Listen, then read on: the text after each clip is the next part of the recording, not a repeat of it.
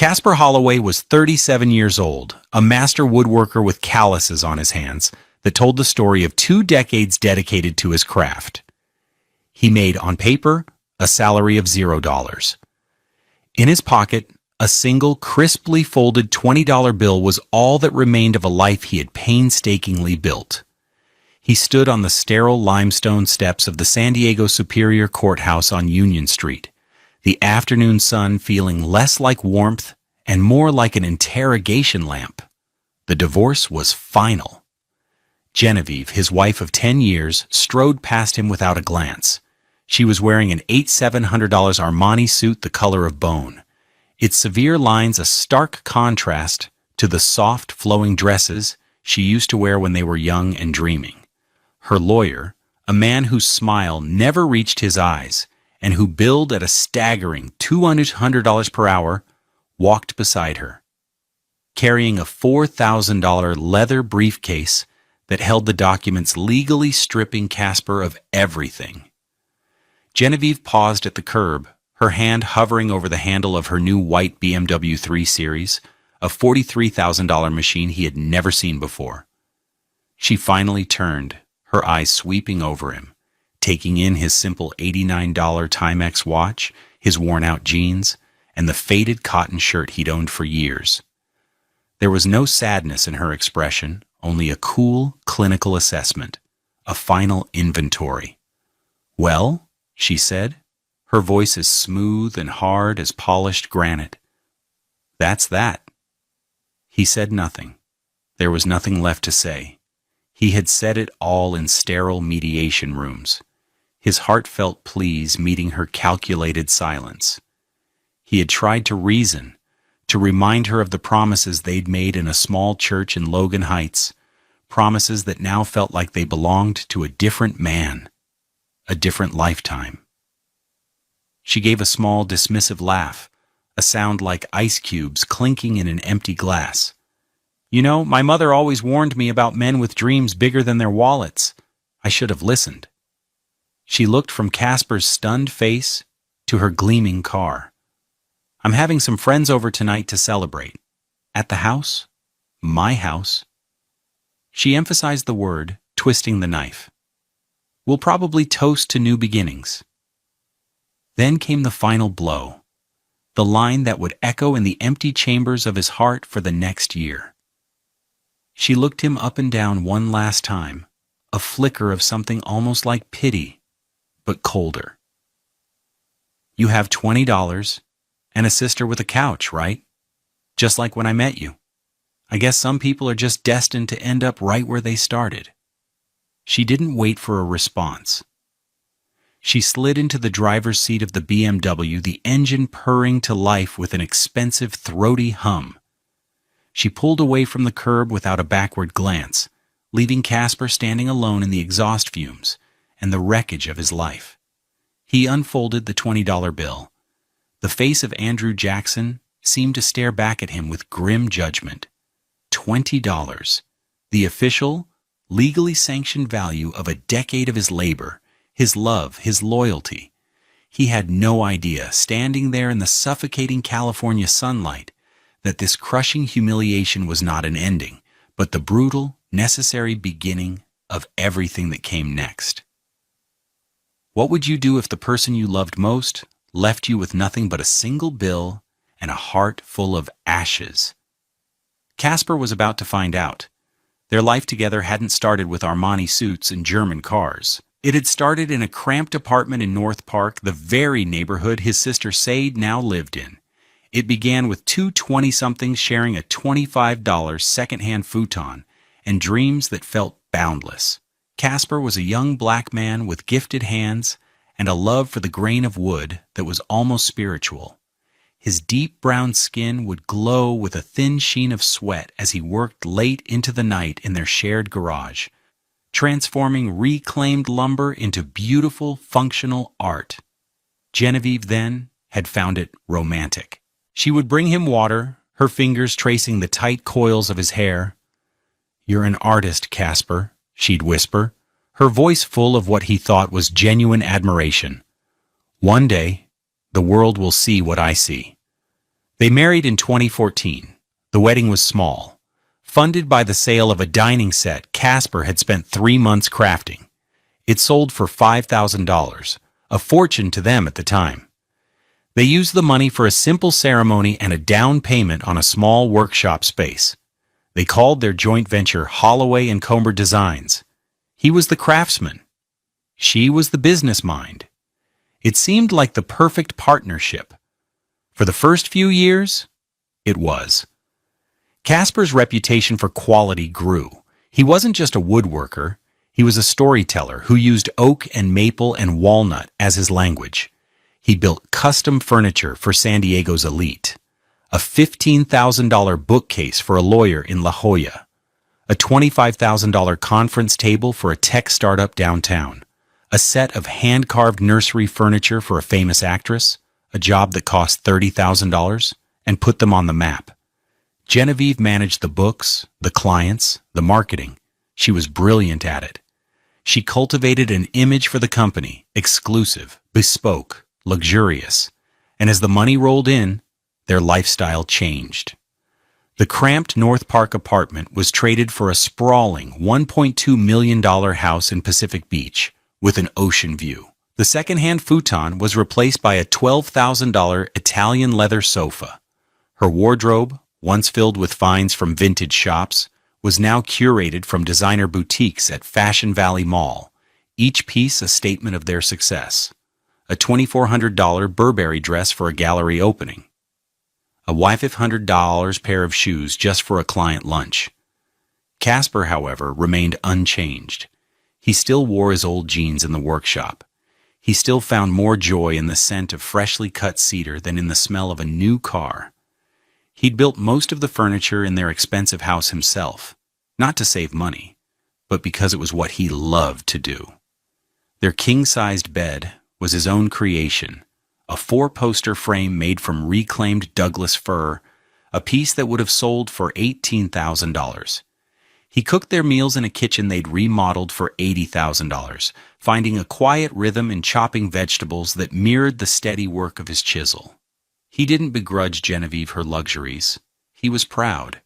He saw her enjoyment as the fruit of their shared labor. "Look what we built, Jen," he'd say, sweeping his arm across their living room, the sunset painting the ocean orange through their floor-to-ceiling windows. "I know, baby," she'd reply, but her eyes wouldn't be on the view or the furniture he'd lovingly crafted. They'd be on her phone, scrolling through property listings in even wealthier neighborhoods like Del Mar or Rancho Santa Fe. But imagine what we could build if we expanded, franchised, licensed your designs. "But then it's not my work anymore," he'd argue gently. "The whole point is the hands-on part, the soul." Genevieve would sigh. "Soul doesn't pay for a summer home in Aspen, Casper." He'd thought these were just minor disagreements, the normal friction of a long-term partnership. He saw them as two people with different approaches to the same goal. He focused on the integrity of the product. She focused on the growth of the brand. He had no idea she had begun to see his passion, not as the engine of their success, but as a quaint obstacle to the kind of wealth she truly craved. He believed the foundation of their life was the love they shared and the beautiful things he built. He was wrong. The foundation for her was the $128,000 in their joint savings account and the rising value of their home, assets she was already planning how to secure for herself. The life he thought they were building together was just a facade, a beautifully constructed stage set for a play in which he was the only actor who didn't know his role was about to be cut. The unraveling began not with a bang, but with a quiet, chilling shift in the atmosphere of their home. It started in early 2024. Genevieve began having business dinners that stretched late into the night. When Casper asked who they were with, her answers were vague. "Investors," she'd say, tapping at her new $200 iPhone. "People who understand scale." The first real crack in the facade appeared during a meeting about their finances. They were in their home office, a room Casper had paneled with rich, dark walnut. He had built the desk they sat at from a single slab of Claro walnut that had cost him $4,000 just for the raw wood. He noticed a new folder on her laptop desktop labeled Personal Assets. He asked about it. "Oh, it's nothing," she said, quickly minimizing the window. "Just some financial planning I'm doing, for us." But her hand trembled slightly as she reached for her mouse. A tiny, almost imperceptible tremor that sent a jolt of ice through his veins. A week later, he overheard a phone call. He was coming in from the workshop, his hands dusty with sawdust, and she was in the kitchen, her back to him. Her voice was low and conspiratorial. "No, he has no idea," she was saying. "He thinks everything is fine." "Yes, the lawyer said if we structure it as a dissolution of the business partnership first, I can claim the majority of the assets as brand equity I built." He's the talent, sure, but talent is replaceable. A brand isn't. Casper froze in the hallway, his heart pounding against his ribs. The air was thick with the smell of the $60 Joe Malone candle she always burned, a scent he used to love but now found suffocating. He backed away silently, his mind reeling. Brand equity? Replaceable? It wasn't just a business conversation. It was the sound of a decade of his life being reclassified as a depreciating asset. The formal request for a divorce came 2 weeks later, delivered not by her, but by a courier who handed him a thick envelope. Inside, the cold, legal language laid out her demands. She wanted the house, citing it as the headquarters of the business she managed. She wanted the full $128,000 in their savings, claiming it was necessary working capital. She wanted a controlling interest in Holloway & Cowan Designs, effectively demoting him to a contract employee in the company that bore his name. Their first mediation session was a masterclass in cruelty. They sat across a long, polished table in a soulless office building downtown that smelled of stale coffee and desperation. Casper tried to speak from the heart. "Jen, what is this? We built this together. Don't do this." Genevieve wouldn't look at him. She deferred to her lawyer, the man with the empty smile. The lawyer spoke. "Mr. Holloway, my client has been the sole architect of the business's success. Your contribution, while artisanal, is not the primary driver of revenue. Genevieve built the brand, the client list, the entire public-facing identity." "I built the furniture," Casper's voice cracked with disbelief. "There is no brand without the work." Genevieve finally spoke, her voice devoid of any emotion. "The work can be outsourced, Casper. I've already spoken to manufacturers in Mexico. They can replicate your style for a fraction of the cost."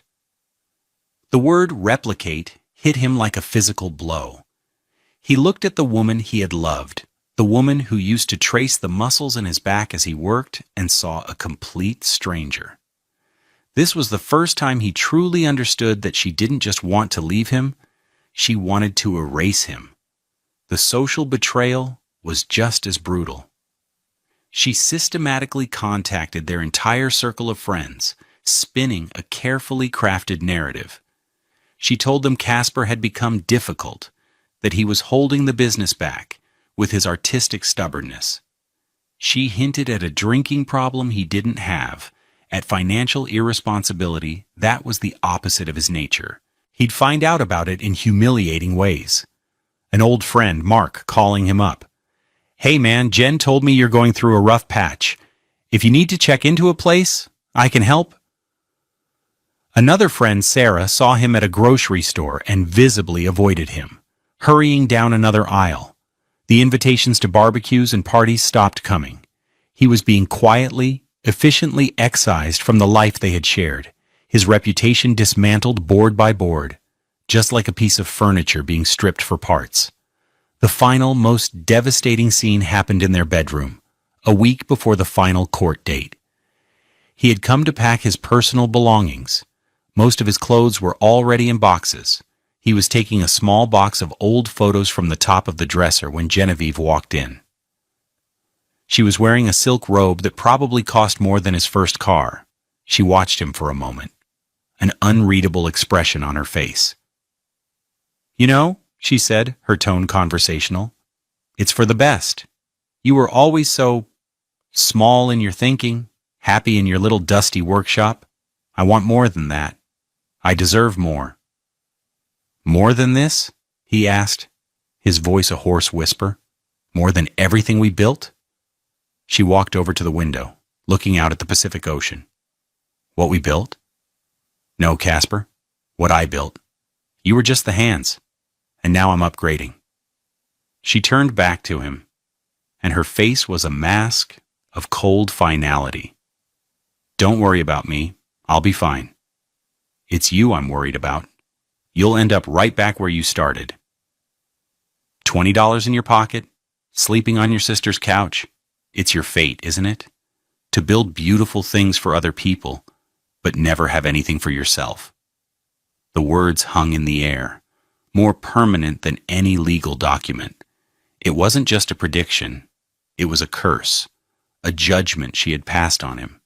And as he walked out of that house for the last time, leaving behind the bed he'd built and the life he thought was his, her words became his reality. The weight of her prophecy felt heavier than the single box of belongings in his arms. He was a ghost in his own life, and she was the one holding the door open for his departure. October 12th, 2024, 8:17 p.m. The rain began the moment Casper's 2012 Toyota Camry, with 187,000 miles on the odometer and a rattling sound he couldn't afford to fix, turned onto his sister's street in North Park. It wasn't a dramatic downpour, but a miserable, persistent drizzle that blurred the streetlights and made the world feel gray and indistinct. He parked behind Sade's sensible 2018 Honda CR-V, a car she'd bought with her steady salary as a third-grade teacher. He sat for a long moment, the engine off, listening to the rhythmic ticking of the rain on the roof and the frantic thumping of his own heart. He looked at the passenger seat. On it sat a worn canvas duffel bag containing 3 changes of clothes, a toothbrush, and a small, heavy wooden box. Inside the box were his father's tools, a set of vintage chisels, a hand plane, a marking gauge. They were the only things he had fought for in the divorce, the only things Genevieve had conceded without a fight, dismissing them as old junk. Finally, he got out of the car. The air was cool and damp. He walked up the 3 concrete steps to his sister's small, tidy duplex. A single porch light cast a warm, yellow circle in the gloom. Before he could knock, the door swung open. Sade stood there, her kind face etched with worry. Her hair was pulled back in a series of intricate twists that framed her face, and she wore a simple sweatshirt and leggings. She was 2 years older than Casper, and her presence had been a constant, steady anchor his entire life. She didn't say, "I'm so sorry," or "Are you okay?" She just opened her arms. Casper stepped inside and let her hug him. He buried his face in her shoulder, and for the first time in months, he felt a crack in the dam of his carefully controlled composure. A single hot tear escaped and traced a path through the grime on his cheek. He felt the full weight of his 37 years, of his failure, of the $20 in his wallet. Sade's apartment was small, maybe 700 square feet total. It smelled of lemon cleaner and something warm and savory cooking on the stove. The walls were covered in her students' drawings, lopsided suns, stick figure families, rainbows drawn with a determined, childish scrawl. In the corner of the living room was the couch. It was a well-loved, slightly lumpy sectional she'd gotten from a friend for $100. A stack of neatly folded blankets and a new pillow sat waiting on one end. "I made stew," she said softly, pulling back. Her warm brown eyes searched his. "You look tired." He nodded, unable to speak. He looked around the small, love-filled space. The contrast with the cavernous, sterile emptiness of the Pacific beach house was staggering. That house had been a monument to wealth, filled with objects that had price tags but no soul. This apartment was a home, filled with things that had value but no price. A handmade quilt from their Auntie Clara was draped over a chair. Photos of their family, of their late mother with her radiant smile, were clustered on a small table. "The couch is all set up," Sade said, her voice gentle. "The garage is empty if you need space. I know you need to have your hands on wood. It's how you think." He looked at her, his throat tight with a gratitude so immense it was painful. She understood. She had always understood. While Genevieve had seen his craft as a means to an end, a way to get the house, the car, the status, Sade saw it as an extension of his soul. That night, Casper lay on the couch, listening to the rain and the unfamiliar sounds of the apartment building. He heard the muffled television from next door, the rumble of the refrigerator, the soft sound of Sade moving around in her bedroom. He felt the lumpy cushions beneath him and pulled the $20 bill from his pocket. He stared at it in the dim light filtering in from the street. $20 and a sister's couch. Genevieve's words echoed in his mind, a venomous taunt. He was a cliché, a statistic, a failure. He closed his eyes and the sensory details of his new reality pressed in on him. The smell of rain-soaked asphalt, the starchy scent of the new pillowcase, the deep, aching emptiness in his chest. This was it, rock bottom. It wasn't a dramatic, cinematic fall. It was a quiet, crushing landing on a lumpy couch in a small apartment, with the entire world he had built now nothing more than a memory. In the weeks that followed, Casper existed in a state of strategic silence. His old life tried to reach him, but he refused to let it in. The first few calls were from mutual friends, their voices laced with a kind of morbid curiosity. "Hey man, heard what happened. Jen seems really broken up about it." He'd listen for a moment, his jaw tight, then press the red icon on his phone screen. He didn't have the energy to correct their carefully planted misconceptions. Let them believe her story. It didn't matter anymore. He deleted his social media accounts. Erasing the digital ghost of his past life was a surprisingly simple, cleansing act. The photos of him and Genevieve smiling at charity galas, the tagged pictures from extravagant vacations, the celebratory posts about Holloway & Co.'s latest project, all gone in a series of clicks. It was a digital amputation. His days fell into a new, Spartan rhythm. He would wake at 5:01 a.m., long before Sade was up. He'd make coffee in her small, tidy kitchen, then retreat to the garage. It was a standard two-car garage, empty except for some storage boxes and Sade's gardening tools. He set up a makeshift workshop in one corner. He bought a pair of sturdy sawhorses for $40 from a Home Depot down on Fairmount Avenue. He laid out his father's precious tools on a clean cloth. He didn't have money for expensive lumber, so he became a scavenger. He found discarded pallets behind grocery stores. He answered ads on Craigslist for free wood from people tearing down old fences.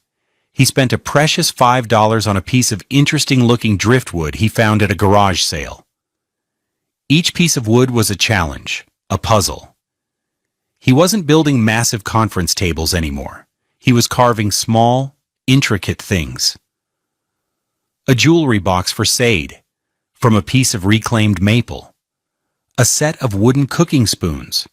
A small, elegant bird carved from the $5 piece of driftwood.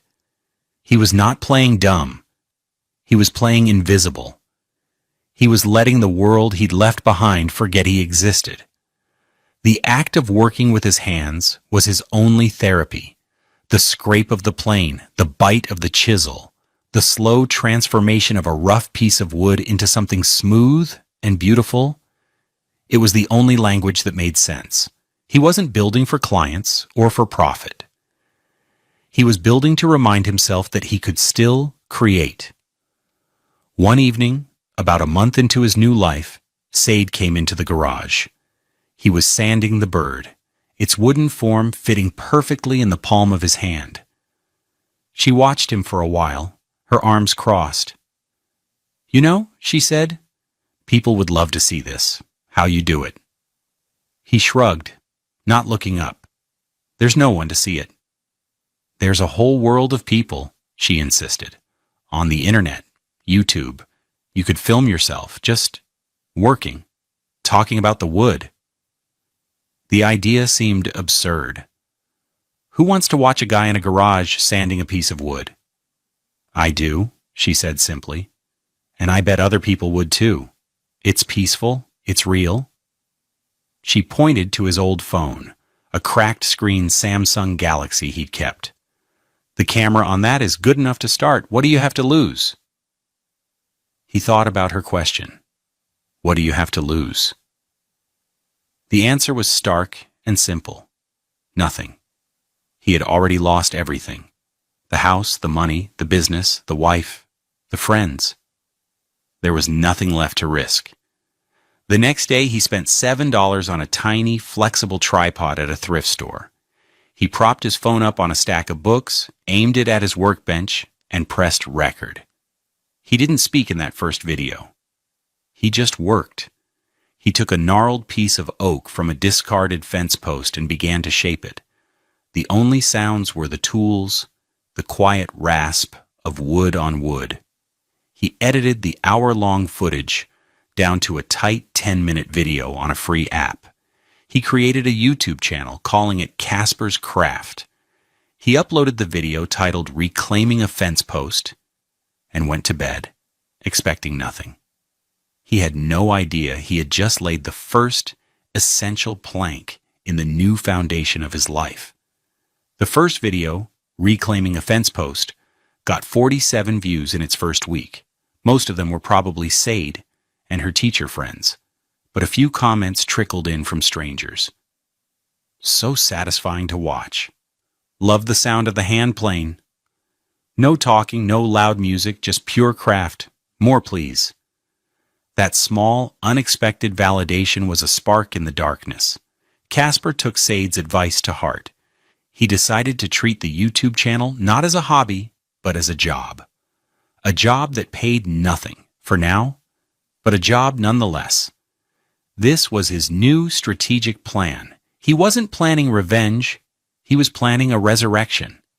He established a strict production schedule, one new video every Wednesday. He used the small amount of money he made from odd repair jobs around the neighborhood, fixing a wobbly chair for $20, replacing a door for $50, to slowly upgrade his setup. He replaced his cracked phone with a used Canon DSLR camera he bought on eBay for $300. He spent another $60 on a decent microphone so he could start adding narration. His voice, when he first recorded it, was hesitant. But he didn't talk about himself. He talked about the wood. "This piece of walnut has a story," he'd say in his calm, deep baritone. "You can see where a branch grew here, and the stress it put on the grain.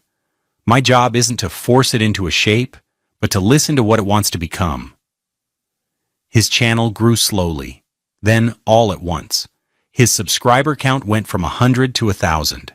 Then a video he made about building a complex Japanese-style puzzle box from scrap lumber went viral. It was shared on woodworking forums, on Reddit, on design blogs. Within a month, it had over 1 million views. His subscribers jumped to 50,000. The comments section became a vibrant community. People weren't just watching, they were connecting. They shared stories of their own projects, of their grandfathers who were carpenters, of the quiet joy of making something with their own hands. Casper, the man who had been socially exiled, had inadvertently built a new community from scratch. With the ad revenue from YouTube, which started as a trickle and grew to a steady stream, first $100 a month, then $1,000, then $5,000, he began to invest back into the channel. He bought better lighting. He paid for a subscription to professional editing software, a $50 per month expense that felt like a major investment. He started taking on more ambitious projects, all funded by his growing online audience. In May of 2025, 8 months after he'd landed on Said's couch, an email appeared in his inbox. The subject line was, Discovery Channel Inquiry. He almost deleted it, assuming it was spam, but he opened it. The email was from a producer named Eliza Vance. Mr. Holloway, it began, my team and I at the Discovery Channel are huge admirers of your YouTube channel, Casper's Craft. The authenticity and skill you display are precisely what we look for. We are developing a new series, tentatively titled American Craftsman, and we believe you would be the perfect host. Would you be open to a conversation? He read the email 3 times. He called Saida, who was at school, and read it to her over the phone. She screamed so loud he had to pull the phone away from his ear. The first meeting was a video call. Eliza Vance was a sharp, no-nonsense woman in her 40s with kind eyes.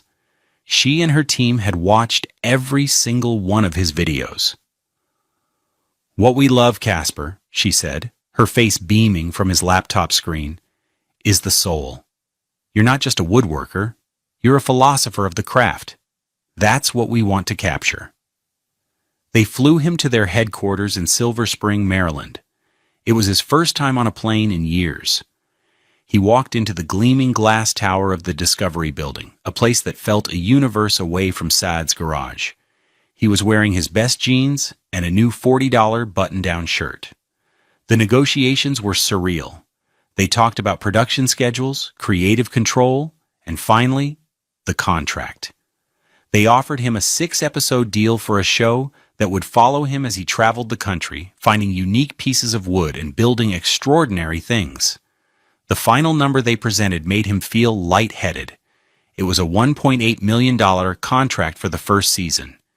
He sat there in a conference room on the 12th floor, looking out over the city. He thought about the $20 bill. He thought about Genevieve's mocking words. He had $20 and a sister's couch, same fate. He had followed that fate precisely as she'd predicted. He had ended up on that couch. But she had made a critical mistake. She thought the couch was the end of the story. She had no idea it was the beginning. He signed the contract in July of 2025. He didn't tell anyone except Said. The show went into production immediately.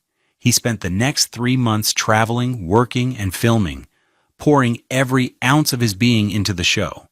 He was no longer playing invisible. He was preparing to be seen by the entire world. October 26th, 2025. The air in Studio 6B at 30 Rockefeller Plaza was buzzing with a controlled electric energy. This was the legendary home of The Tonight Show. Casper stood in the wings, his heart a steady, slow drum against his ribs. He wasn't nervous. He was still. A deep, quiet calm had settled over him, the kind that comes after a long and brutal storm. He wore a custom-tailored suit, a deep charcoal gray that cost $3,000, a gift from the network. It felt strange, like a costume, but he wore it with an easy grace. His natural hair, a crown of tight, dense coils, was expertly shaped. His deep brown skin looked luminous under the hot studio lights. Eliza Vance, his producer, gave his shoulder a reassuring squeeze. "You ready for this?" she asked. He nodded. "I'm ready." "Just be yourself, Casper, the guy from the garage. That's who America is about to fall in love with." He heard the host's voice booming from the stage. He's the star of a brand new show on the Discovery Channel that's already getting rave reviews. It's called American Craftsman. Please welcome the incredibly talented Casper Holloway. The band kicked in, and the applause was a thunderous wave. Casper walked out from the wings, a genuine, easy smile on his face. He shook the host's hand and sat down on the famous couch. It was far more comfortable than the one in his sister's apartment. Meanwhile, 2,800 miles away in Pacific Beach, San Diego, Genevieve was hosting a small get-together. The year had been less kind to her than she'd anticipated. After Casper's departure, the soul of Holloway and Coburn Designs had vanished. The replicated furniture from the Mexican manufacturers was soulless and shoddy. Clients complained. The reputation she had carefully curated began to tarnish. The business, once a cash cow, was now hemorrhaging money. She'd had to let go of her assistant and was now fielding angry customer calls herself. But the facade of success had to be maintained. She was in her living room, the one with the $12,000 Italian sofa, pouring a glass of $150 champagne for a friend. The television was on, a massive 85-inch screen they had bought for $4,000, playing quietly in the background. A brand new show on the Discovery Channel, the host's voice chirped. Genevieve glanced at the screen, distracted. Then the name hit her. Please welcome the incredibly talented Casper Holloway. The champagne flute slipped from her fingers, shattering on the marble floor. She stared, frozen, at the screen.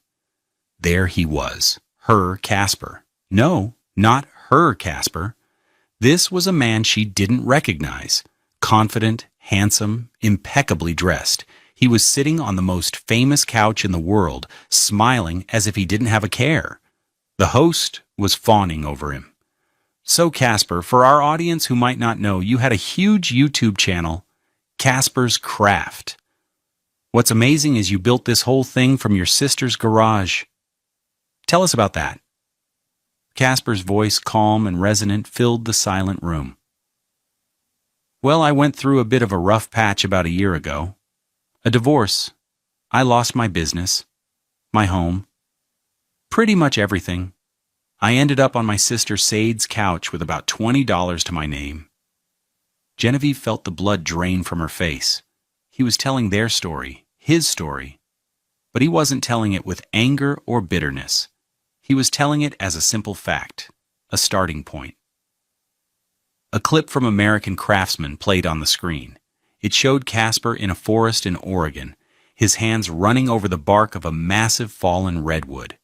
It showed him in his new, state-of-the-art workshop, his father's old chisels moving with practiced grace. It showed the finished piece, a breathtakingly beautiful bench that looked like it had grown right out of the earth. The craftsmanship was light years beyond anything he had done for their old company. Back in the studio, the host was shaking his head in amazement. It's incredible. You turn loss into something beautiful. What a story. Your ex-wife must be kicking herself. Casper just smiled, a small, enigmatic smile. He didn't take the bait. He didn't mention her name. He didn't have to. I'm just grateful for the journey, he said, and especially for my sister. Without her, none of this would have been possible. In Pacific Beach, Genevieve's hands were trembling as she fumbled for her phone. Her mind was a chaotic storm of disbelief, fury, and a terrifying, dawning horror.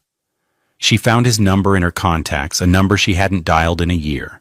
She pressed call. On the stage in New York, Casper felt a faint vibration in his pocket. He ignored it. He was in the middle of telling a story about finding a rare piece of myrtle wood. The call went to voicemail. Genevieve immediately dialed again, and again. Her friend was staring at her, forgotten. The broken glass was at her feet. All she could see was Casper's face on that screen, radiating a peace and success that she had tried to systematically destroy. The phone in his pocket vibrated again, and again, and again. He didn't check it. He was completely present, bathed in the warm lights of the studio, sharing his passion with millions of people. He had won. And the most powerful part of his victory was that he didn't even have to acknowledge there had been a fight. His success was his only statement. Her frantic, unanswered calls were the rebuttal, unheard by anyone but her. The phone in Casper's pocket vibrated 48 times between 8:21 p.m. and 11:57 p.m. Eastern Standard Time. He didn't look at it until he was back in his hotel room at the Mandarin Oriental, a 1,200 a night suite overlooking Central Park, paid for by the network. He pulled out his phone and saw the log. 48 missed calls, Genevieve. Then he saw the texts.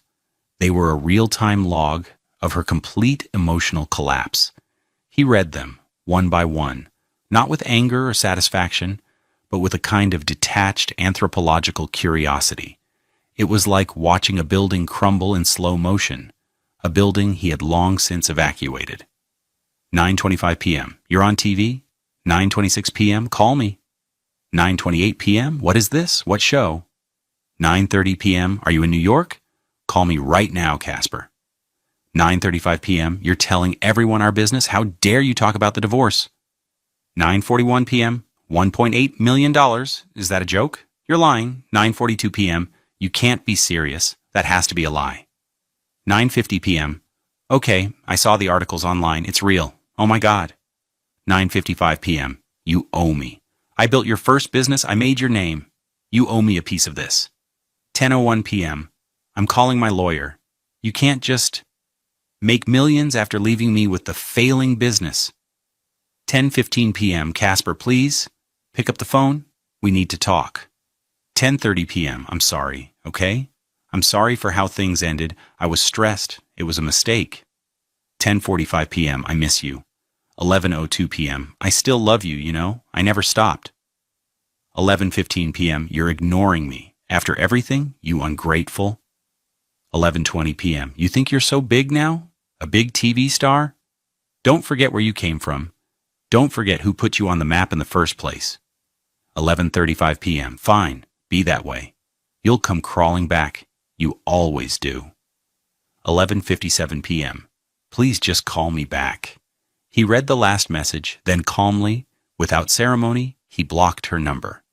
It was not an act of anger. It was an act of peace. A door quietly closed and locked. The consequences for Genevieve cascaded swiftly. The day after the show aired, her phone began to ring. But it wasn't Casper. It was their old friends, the ones who had sided with her. Mark called first. Jen, I saw Casper on TV last night. Wow, I think I might have misjudged that whole situation. The call was brief and awkward. The calls she made were worse. She tried to reach Eliza Vance at the Discovery Channel. She got through to a junior assistant. I'm Genevieve Holloway, Casper's ex-wife and former business partner. I need to speak with Ms. Vance about his contract. The assistant's voice was professionally cold. I'm sorry, Ms. Vance is not available. And for the record, Mr. Holloway has requested that we do not accept any communication from you. You've been blocked from all official channels. The click of the phone hanging up was deafening. Her business, already struggling, completely collapsed. The few remaining clients, having seen Casper's new level of artistry, canceled their orders for her cheap imitations. An expose in a local San Diego design blog titled The Real Holloway detailed how she had pushed out the company's creative genius and tried to replace his work with low-quality outsourcing. Holloway and Current Designs, her prized brand equity, was worthless within a month. By February of 2026, she was forced to put the $1.2 million Pacific Beach house on the market.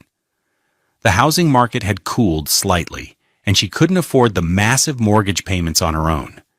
She had to sell the $43,000 BMW to cover her mounting legal bills from the business's dissolution. The final quiet humiliation came in April.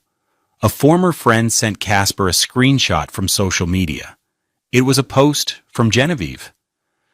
She was announcing her new venture, a luxury lifestyle consulting business she was running from a small rented apartment. The photo she posted was of her, smiling brightly, on her new, much smaller balcony. In the background, just visible through the sliding glass door, was her living room. And in the living room, looking lumpy and out of place amidst her few remaining designer pieces, was a familiar-looking couch. She had ended up right where she had predicted he would, a prisoner of the very fate she had so cruelly assigned to him. The world she had built on a foundation of his talent and her ambition had crumbled to dust, leaving her with nothing but the echo of her own empty words. 1 year later, in the fall of 2027, the sun was setting over the Pacific Ocean, casting long, golden fingers of light across the living room of Casper's loft. It was a stunning 2,000-square-foot space in a converted warehouse in Pacific Beach, just a few blocks from the house he had once shared with Genevieve, though it felt a world away.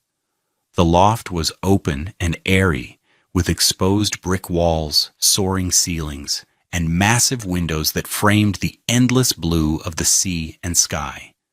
It wasn't filled with expensive store-bought furniture. Nearly every piece was his own creation, imbued with the stories of the wood and the quiet confidence of his hands. The centerpiece was a magnificent dining table made from a single slab of Claro walnut, far more beautiful than the one he had built for his old life.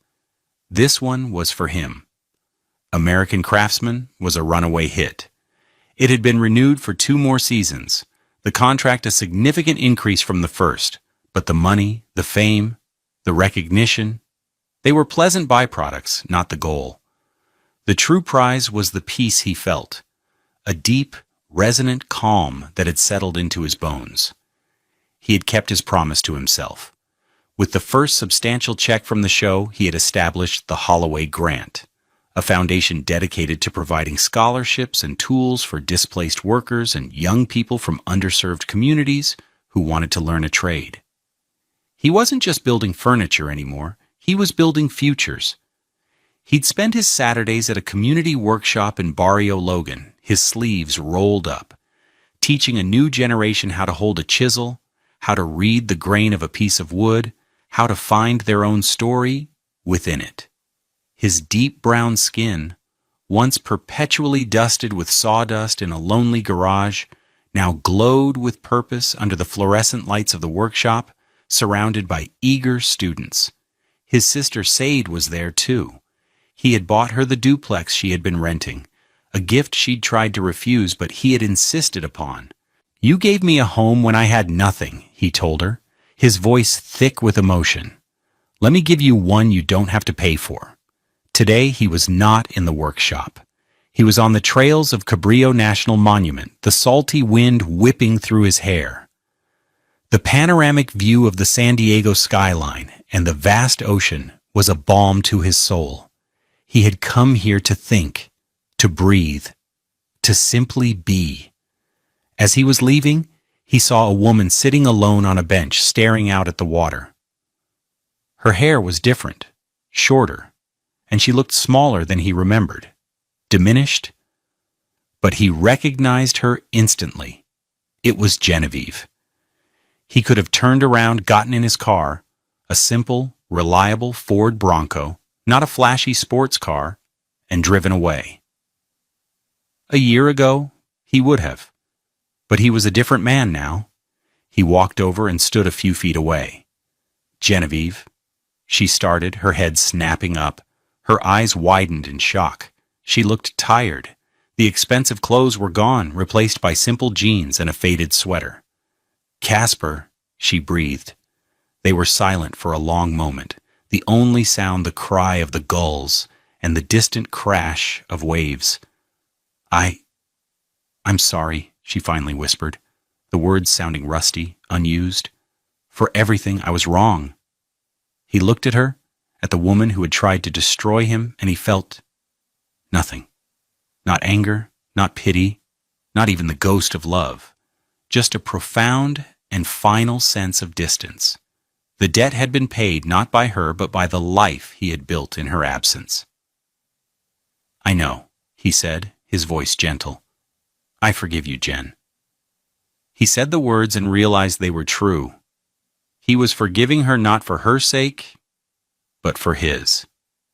It was the last piece of old, rotten wood he needed to clear out, making space for new growth. "I hope you find what you're looking for." He turned and walked away, leaving her on the bench with her apology and her regrets. He didn't look back. True wealth is not measured in bank accounts or the square footage of a house. It's not found in designer labels or luxury cars. Those things are hollow structures, easily demolished. True wealth is built, not bought. It's built with your own two hands, with integrity and passion. It's in the communities you nurture, the skills you share, and the peace you find within yourself when the storm has passed and the sun comes out. It's the quiet satisfaction of knowing you can lose everything and still have the one thing that matters, the unshakable power to create your own life, piece by beautiful piece. Have you ever had to rebuild your life from scratch? Share your story of resilience in the comments below, and let's remind each other that a difficult beginning can lead to the most beautiful destination.